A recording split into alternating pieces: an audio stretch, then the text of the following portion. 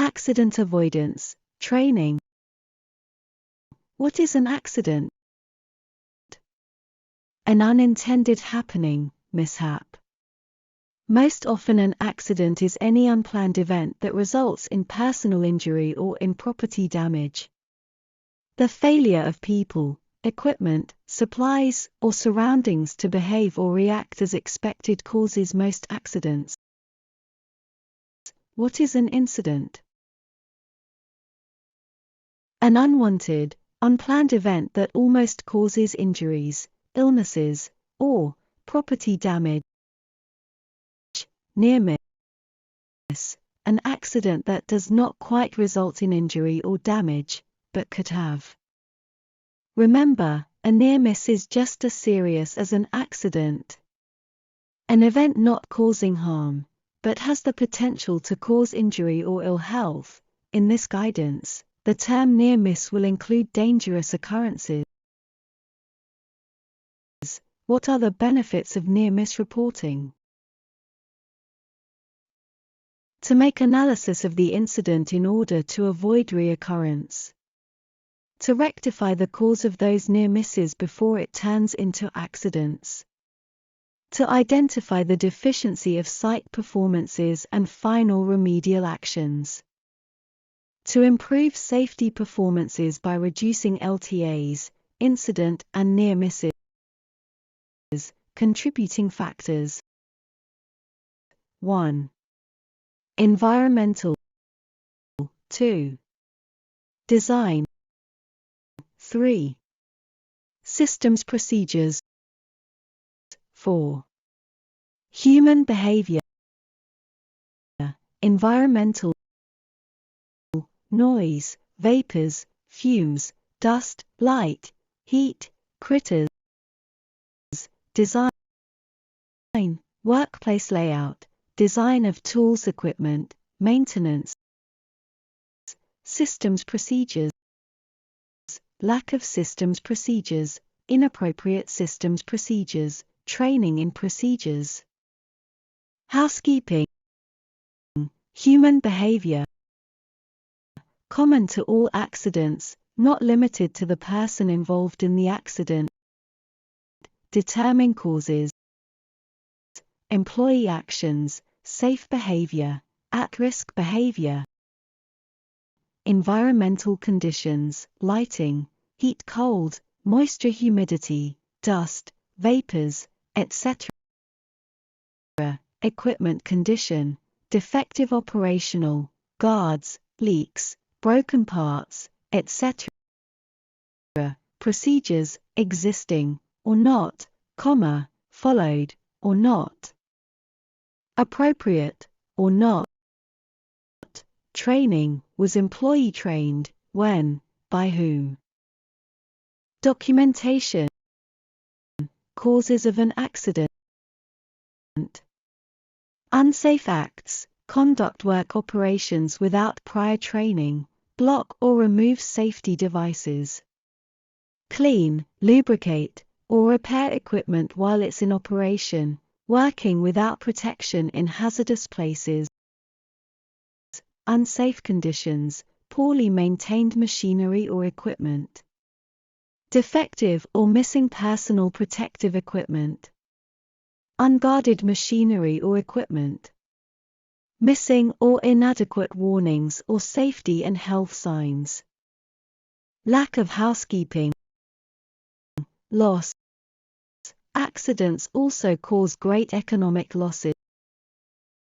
1. Lost efficiency due to breakup of crew. 2. Damage to tools and equipment. 3. Damage from accident due to fire, water, chemicals, spills, crashes, etc. 4. Loss of customers because products and services are not provided. 5. Training costs for replacement worker. What is the best thing to do to prevent accidents in the working area? Create a safe work area, keep an orderly workplace. Poor housekeeping can cause serious health and safety hazards, Inspect vehicles before and after use. Drive safely. Continually cultivate a safety standard. Take breaks and move around regularly throughout the day. Pay attention to workstation ergonomics. Inspection of machinery or any equipment at site. Safety tour. Audit. What is the best thing to do to prevent accidents in the working area? Right tools for right job. Only brass hammer should use. Check electricity and use only low voltage. Any discomfort, contact to supervisor. What should you do in order to avoid accidents? Report a possible danger. Discuss safety information. Provide safety equipment. Inspect work areas regularly. Follow all safety requirements. Safety training, involving employees in safety, safety campaigns, safety habits, motivating safety behavior, group decision approach, foreman's training. Problem-solving techniques. Use the following steps in this method. Define the problem. What happened? Establish the norm. What should have happened? Identify, locate, and describe the change. What, where, when, to what extent. Specify what was and what was not affected. Identify the distinctive features of the change. List the possible causes. Select the most likely causes. Accident investigation will determine how and why of failures. Examine possible corrective action. Aid in the accident prevention and elimination of a clearly identified hazard. Most important, investigation is not intended to place blame. Record the facts. Interview witnesses as soon as possible. Document the accident scene before any changes are made. Take photos, draw scaled sketches, record measurements, gather support documents such as maintenance records, reports, production schedules or process diagrams. Document victim location, witnesses, machinery, energy sources and other contributing factors. Interviewing. Let each witness speak freely and take notes without distracting the witness. Use a tape recorder only with consent of the witness. Use sketches and diagrams to help the witness. Emphasize areas of direct observation and label hearsay accordingly. Record the exact words used by the witness to describe each observation. Word each question carefully and be sure the witness understands. Identify the qualifications of each witness, name, address, occupation, years of experience, etc. Supply each witness with a copy of their statements. Signed statements are desirable. Accident investigation procedures format. Tripod Beta is an incident and accident analysis methodology. Analyze the causes of an incident or accident in conjunction, what happened, or how or why the incident occurred. What hazard management barriers failed, why each barrier failed.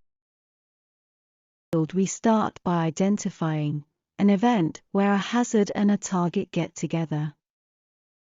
A target, a person or an object that was harmed. A hazard, the thing that did the harm. Accident investigation procedures format. Fault tree analysis. FTA. It helps quickly understand the results of your analysis and pinpoint weaknesses in the design and identify errors. Helps determine the cause of failure or test the reliability of a system. It is a top-down method which starts at a single point and then branches out downwards to display different states of the system using logic symbols. Deductive failure analysis used in safety engineering and reliability engineering. in which undesired states of a system are analyzed to understand how systems can fail and to identify the best ways to reduce risk. When constructing an FTA diagram, we start by asking the questions: A. What is the potential failure event we want to understand? B. What are the most probable causes leading to this failure event? C. Are there a combination of causes which could lead to the failure event? Accident investigation procedures format. Event tree analysis ETA allows information on the duration, number of participants, presence of violence, or applied to a system early in the design process to identify potential issues that may arise, rather than correcting the issues after they occur. Use of ETA as a tool in risk assessment can help to prevent negative outcomes from occurring. Top-down, logical modeling technique for both success and failure. Event tree analysis is one of the quantitative risk assessment techniques. Benefits of accident investigation. 1. Preventing recurrence. 2.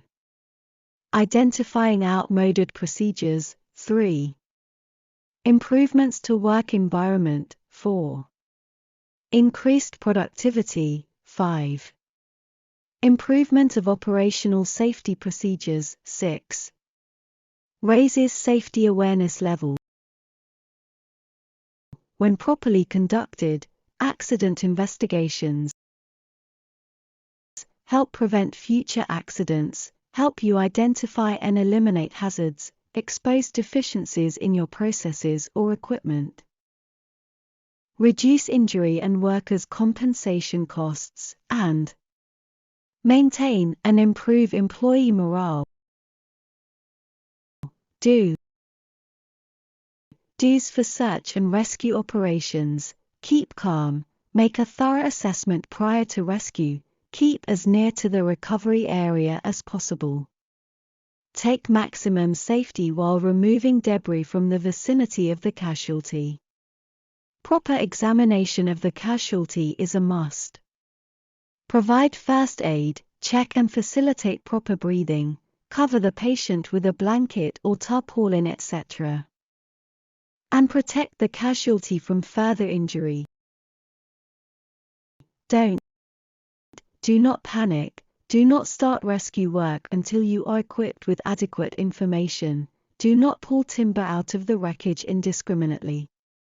You may cause further collapse. Do not carelessly move an injured casualty unless the person is in immediate danger. Do not expose to further possible injury or adverse conditions. Unless absolutely necessary, do not crawl over the debris or on the damaged structure.